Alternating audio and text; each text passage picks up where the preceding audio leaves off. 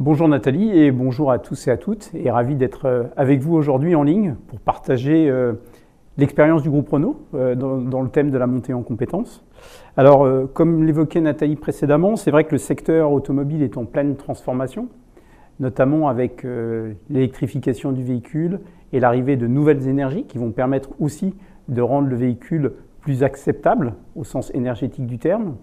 Il y a aussi une grande évolution liée à la connectivité du véhicule et à la capacité de mettre le véhicule en relation avec son environnement. Et c'est là aussi que ces évolutions vont amener des questions autour de la connectivité et aussi de la mise en relation des éléments de l'électronique et du software avec le véhicule et les infrastructures. Et également le développement de nouvelles formes de mobilité avec des services de mobilité, des nouveaux usages et donc de nouveaux modèles économiques qui sont associés, avec aussi de la capacité à développer des nouvelles applications qui permettent d'utiliser la mobilité différemment. Et bien évidemment, les enjeux liés au recyclage, à l'économie circulaire et au développement de solutions qui permettent d'allonger la durée de vie des véhicules, en particulier autour de la capacité à recycler certains composants, voire à recycler certaines matières pour les réintégrer dans le véhicule dans un processus industriel. Et puis il y a des enjeux industriels justement. L'arrivée de l'industrie 4.0 dans l'automobile, c'est déjà une réalité concrète, avec l'automatisation et la digitalisation d'un certain nombre de tâches. Mais en même temps, il y a encore beaucoup de choses à faire dans le domaine, de façon à améliorer la compétitivité de nos usines et être capable de produire dans de bonnes conditions de qualité, avec des processus qui sont encore plus performants. Les enjeux humains, les enjeux organisationnels. Pour accompagner toute cette transformation, il faut être capable de développer les compétences de nos équipes, de travailler beaucoup plus en mode partenarial, d'être capable de collaborer de façon plus efficace à travers toute la chaîne de valeur automobile. Et l'arrivée aussi du travail en mode hybride, qui s'est développé très fortement à la suite de la crise sanitaire, va aussi entraîner des conséquences sur la façon dont les compétences vont être développées et sur la façon dont on travaillera ensemble demain dans cet environnement beaucoup plus digitalisé. Les nouvelles organisations aussi, le travail en mode agile, le travail en mode projet, qui évolue beaucoup dans le domaine de l'automobile, qui a toujours été un peu en avance de phase sur ces points et qui justement aujourd'hui est en train d'évoluer pour permettre cette meilleure intégration des partenaires et la meilleure valorisation des contributions de chacun.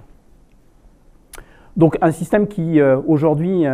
bouge beaucoup, qui a besoin de développer des compétences, qui a besoin de renforcer certaines compétences et en même temps de réconcilier ces enjeux humains avec des enjeux économiques, parce que l'objectif aussi c'est de rendre ce secteur d'activité beaucoup plus attractif et être capable aussi de financer des gros investissements dans la technologie qui vont être importants dans les années à venir pour accompagner ces transitions. Il faut donc accompagner la montée en compétences de nos collaborateurs dans la durée. Il faut être créatif, il faut inventer des nouveaux modèles de formation et c'est pour ça aujourd'hui qu'on va aborder ces sujets ensemble, sachant que d'un côté, il faut qu'on arrive à conserver des compétences sur des métiers historiques qui sont vraiment au cœur finalement de la qualité automobile et en même temps être capable de développer de nouvelles compétences pour accompagner ces transformations pour nos collaborateurs et en même temps pour être en capacité de recruter des talents et les attirer vers notre secteur. Donc nous, notre objectif, c'est aujourd'hui de développer ce qu'on pourrait appeler l'éducation technique populaire, et je vais être un peu plus concret et matériel dans un certain nombre d'exemples que je vais donner. Mais cette logique d'éducation technique populaire, c'est quelque chose qu'on doit partager avec un certain nombre d'acteurs de la formation et du développement des compétences. Et c'est pour ça aujourd'hui, je pense que c'est intéressant de partager avec vous cette ambition qui est celle du groupe Renault aujourd'hui en France. Donc quelques exemples concrets qui illustrent justement cette capacité à mettre en relation des acteurs industriels avec des acteurs du monde académique et de la formation et qui permettent justement de bien comprendre ce que l'avenir pourrait être pour une entreprise comme Renault dans la formation demain. Donc tout d'abord, nous avons créé une université d'entreprise d'un genre nouveau qui s'appelle la Renault University, avec un beau jeu de mots, avec la possibilité pour nous justement de donner un cadre et de créer cet organisme de formation d'un genre nouveau avec la capacité de mobiliser non seulement des ressources en interne pour travailler sur un certain nombre de domaines de transformation de l'entreprise, mais aussi d'être capable de travailler en partenariat à l'extérieur de l'entreprise pour diffuser ces savoirs autour de nous, dans les bassins d'emploi et dans les territoires dans lesquels nous allons être implantés dans le futur. Donc, d'abord la formation de nos collaborateurs pour accompagner la montée en compétences, et une fois que ces dispositifs de formation sont rodés, avoir la capacité d'embarquer avec nous un certain nombre de partenaires, d'entreprises et de jeunes qui sont dans notre écosystème, peut-être des gens qui sont en reconversion professionnelle ou des gens qui sont aujourd'hui à la recherche d'un emploi, pour les aider à aller vers l'emploi et vers l'employabilité sur le long terme, pour accompagner aussi cette transformation forte de notre métier. Donc c'est vrai que c'est une logique d'investissement partagé et qui répond d'ailleurs un peu aux objectifs que le gouvernement a annoncés là, très récemment et qui vont permettre justement de rapprocher la demande en compétences et l'offre en compétences sur le marché du travail. Et on pense qu'en tant qu'entreprise responsable, on doit s'impliquer fortement dans ce dispositif pour pouvoir trouver des solutions ensemble et les rendre opérationnelles. L'exemple très concret du travail qui est fait par la Renault University, c'est la création d'une e-mobility academy, une académie de la mobilité électrique en Normandie, autour de notre site de Cléon avec des partenaires industriels que sont Forcia, Renault Trucks, avec des partenaires académiques qui sont le CNAM et Ingénieurs 2000, avec des partenaires, je dirais, fédérateurs de notre filière, Nextmove et la PFA, qui vont nous aider justement à construire les compétences qui sont nécessaires pour accompagner la transition vers le moteur électrique pour les entreprises qui sont dans la filière automobile. Donc l'idée, c'est de pouvoir monter en partenariat aussi autour du campus des métiers et des qualifications de Normandie, vraiment une dynamique, et que cette dynamique permette de former nos collaborateurs dans nos entreprises respectives, de partager nos savoirs entre les entreprises de façon à ce que la motorisation électrique soit un vrai fer de lance pour l'investissement automobile dans le futur en France, et en même temps d'être capable de diffuser ces connaissances et ces savoirs autour de nous, dans le bassin d'emploi, et préparer finalement l'avenir et pérenniser notre flux de ressources pour le futur. L'objectif, c'est aussi donc de créer un Bac+1, un diplôme de niveau Bac+1, et de créer une filière d'enseignement pour aller jusqu'au titre d'ingénieur, de façon à ce qu'on puisse aussi assurer, pour les gens qui seront dans la filière automobile demain, des possibilités d'évolution, de développement, d'acquisition de certifications ou de diplômes qui leur permettront aussi de valoriser ces diplômes sur le marché du travail dans la durée. Autre exemple, on est en train de travailler aujourd'hui sur l'évolution de notre site industriel de Flins, qui va devenir la Refactory, donc une usine qui va aujourd'hui produire des véhicules et qui demain produira des véhicules et de l'activité à partir du recyclage, donc une vraie usine centrée autour de l'économie circulaire. Dans le cadre du site de Refactory, nous allons créer un campus, et ce campus permettra justement de former autour de l'économie circulaire et des technologies associées au recyclage, de façon à ce que l'industrie française puisse se développer dans le domaine et être extrêmement compétitive demain, et apporter vraiment des solutions et des nouveaux usages de mobilité à nos clients et à nos futurs clients, puisqu'on pense que cette activité va attirer un certain nombre de clients un peu différents peut-être du profil traditionnel de nos clients d'aujourd'hui. Et puis le troisième volet qui est important, c'est tout ce qui concerne finalement l'environnement, je dirais, technologique, informatique, infrastructure, donc la cybersécurité, la data, tout ce qui concerne le software embarqué, où là aussi, nous allons développer des initiatives en matière de formation pour accompagner nos collaborateurs dans la montée en compétences sur ces nouveaux domaines, mais aussi travailler en partenariat avec d'autres entreprises qui sont des leaders sur ce secteur pour développer des offres conjointes de formation et être capable de les diffuser dans nos organisations respectives et effectivement dans le milieu de l'éducation. Donc on voit bien une grosse ambition de la part du groupe Renault, mais en même temps des vrais besoins et des vraies réalités concrètes de montée en compétences qui correspondent à un besoin de terrain et qui va nous permettre du coup de créer et de diffuser des programmes qui vont, je pense, apporter un vrai plus à l'industrie automobile en France. Alors, on pourrait se dire quel est le modèle d'organisation, comment vous fonctionnez vous en tant qu'entreprise pour justement fédérer ces énergies. La particularité du groupe Renault, c'est qu'on a développé 15 académies métiers qui accompagnent justement l'identification des besoins en compétences et la création des parcours de formation en coordination avec nos métiers et avec nos partenaires de formation. Et on s'appuie également sur des équipes learning et développement dans les pays et un gros réseau de formateurs relais sur le terrain. On a plus de 2500 formateurs relais dans le monde qui diffusent ces formations au sein de nos équipes sur le terrain et qui du coup pourront aussi être mobilisés pour travailler avec nos partenaires de façon à ce qu'on puisse assurer la transmission de ces savoirs dans un cadre qui permettra l'échange de pratiques mais aussi la montée en compétences de chacun. Je pense aussi qu'il y a des domaines dans lesquels aujourd'hui l'industrie a besoin de se renforcer. On parle beaucoup d'industrie 4.0 en France. Si on fait un peu la comparaison avec ce qui se passe dans d'autres pays comme l'Allemagne, la place par exemple de l'alternance en formation dans l'industrie 4.0 est beaucoup plus développée en Allemagne qu'en France. Et là aussi, nous avons l'ambition de développer cette capacité à former beaucoup plus en alternance, que ce soit les salariés ou les jeunes qui nous rejoindront demain, ou peut-être aussi ceux qui sont en recherche d'une activité professionnelle, de façon à permettre justement que les formations qui soient données apportent des débouchés professionnels concrets et répondent non seulement aux besoins des industriels, mais aussi donnent des perspectives de progression pour les gens dans le futur.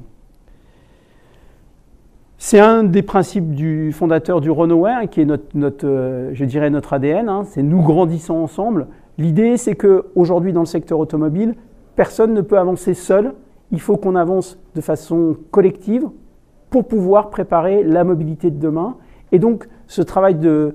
fédération des énergies, c'est un travail qui doit être fait en bonne harmonie avec l'ensemble des partenaires, de façon à ce que chacun puisse apporter sa contribution, que cette contribution puisse être valorisée, mais que du coup, le bénéfice soit, global pour la filière et que ça redonne finalement de l'attractivité à une filière qui a été, bien mise à mal ces dernières années avec toutes les difficultés qu'on a pu connaître, à la fois au niveau économique, mais aussi avec, des difficultés d'approvisionnement qui ont été beaucoup commentées ces dernières semaines dans la presse et dans l'actualité, qui ne nous ont pas toujours facilité la tâche. Donc en termes de formation, qu'est-ce que ça signifie? Ça veut dire des réponses formatives qui partent du terrain, qui sont discutées avec des opérationnels et qui remontent dans un processus de création de contenu de formation, qui sont d'abord testés et validés sur le terrain pour mesurer leur impact réel sur l'acquisition de compétences et leur intégration dans des mécanismes de formation qui deviennent certifiants, diplômants et qui permettent du coup aussi de travailler sur l'insertion professionnelle dans la durée. Donc c'est vrai que c'est un modèle qui s'inspire beaucoup de ce qui se pratique aujourd'hui dans d'autres pays comme l'Allemagne, mais en même temps, c'est un dispositif qui a fait ses preuves dans d'autres pays et qui justement a permis de renforcer la compétitivité industrielle de façon notable et de garantir finalement aussi un flux de ressources assez permanent qui permet d'éviter les pénuries dans la durée. Donc c'est un des sujets qui a été abordé précédemment et je pense qu'aujourd'hui, une des réponses, c'est vraiment le travail de façon conjointe et coordonnée entre les acteurs justement du développement des compétences, de façon à ce que la réponse apportée soit une réponse ciblée, ancrée dans les territoires et travaillée de façon collaborative dans les territoires, mais en même temps qui permette derrière de développer des formations plus vite, d'accélérer dans la diffusion de ces savoirs et finalement de leur diffusion au niveau d'autres territoires et au niveau national pour gagner du temps, gagner de l'énergie et être plus centré sur la mise en action et la mise en transformation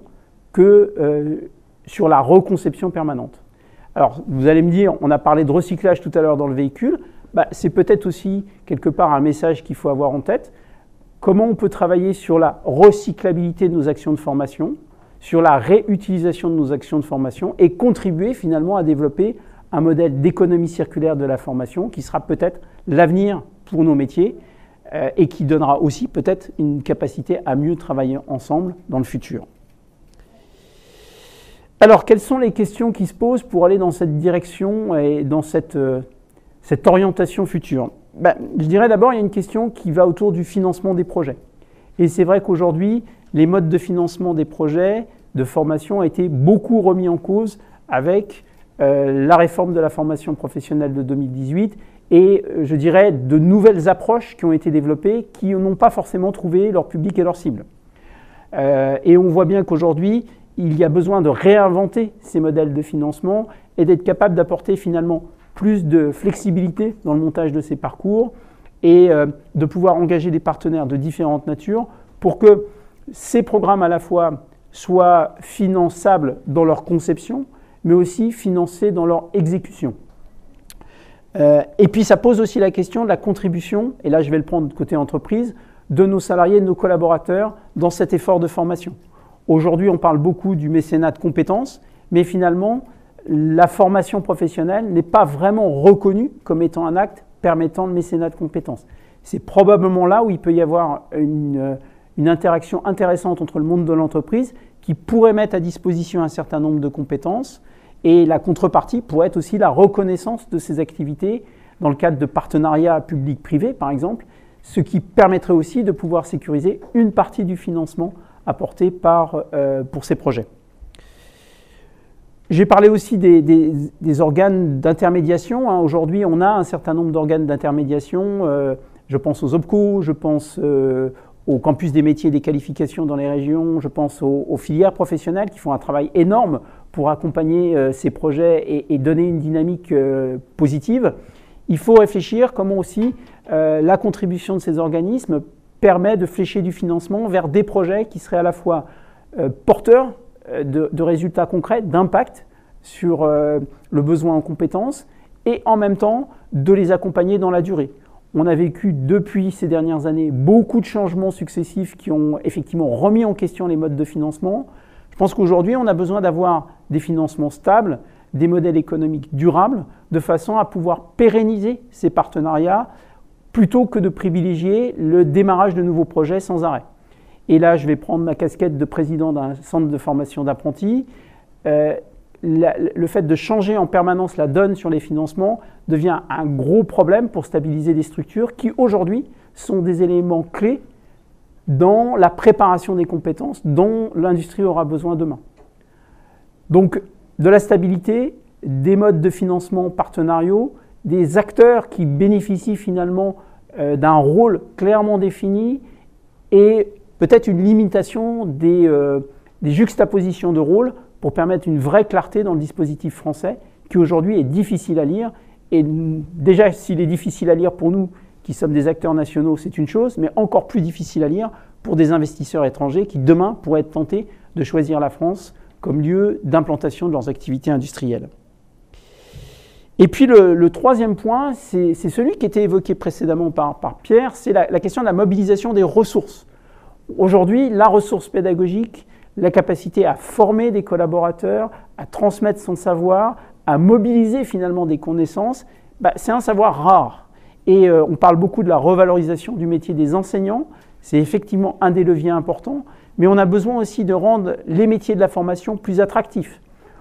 En particulier parce que finalement, la formation va apporter beaucoup d'innovations technologiques. La montée en compétences aujourd'hui s'appuie sur des technologies très innovantes et vous allez pouvoir aujourd'hui tester tout au long du SkillsFest. Et en même temps, on manque de compétences dans ces domaines et on souhaiterait le renforcer. Donc c'est aussi un message qui est important. Comment on arrive à attirer des ressources vers ces métiers, à leur donner de la visibilité, c'est aussi en leur proposant des projets intéressants, en leur donnant une visibilité sur l'avenir de notre secteur et de notre métier, et en renforçant l'attractivité de la France dans le domaine de la formation, sachant qu'on a déjà un écosystème très actif, avec de très belles entreprises, et avec la capacité peut-être de développer cette activité au niveau économique et de rendre encore plus le territoire français attractif dans le domaine. Donc, comment on arrive justement à fédérer ces énergies et comment on arrive à bien travailler ensemble et comment on arrive aussi à donner de la visibilité sur les postes que nous aurons à pourvoir dans les années à venir, y compris pour accompagner des transitions professionnelles vers nos métiers et attirer des gens qui connaissent, qui ont un savoir métier, vers les métiers de la formation et du développement des compétences comme une étape dans leur développement professionnel pour aller vers d'autres rôles dans nos organisations. Donc l'intégration finalement de de ce parcours de développement au sein d'une carrière professionnelle, c'est quelque chose sur lequel il faut travailler et je pense que ça peut être un gros levier de développement de cette activité en France. Donc voilà les principaux messages que j'avais envie de partager avec vous aujourd'hui. Un message à la fois, je dirais, d'espoir, d'ambition, d'avenir et de créativité. Et en même temps, le contraste avec une réalité aujourd'hui que nous vivons tous dans nos organisations, d'un monde en transition, donc un monde assez instable, qui a besoin de quelques, je dirais, briques de stabilité pour pouvoir se reconstruire, mais en même temps avec quelques réalisations prometteuses, porteuses d'avenir, de confiance dans notre secteur et dans la capacité d'apporter des réponses adaptées aux enjeux industriels et technologiques que la France aura à affronter demain. Merci beaucoup Patrick Benamar d'être venu nous parler des enjeux de la compétence dans le secteur automobile à travers cet exemple très bien présenté, très détaillé donc, de ce qui se passe au groupe Renault. Nous, on va se retrouver à 10h, on se retrouve donc pour parler du grand défi pour l'emploi des jeunes. Ça se passe à 10h ici, à tout à l'heure.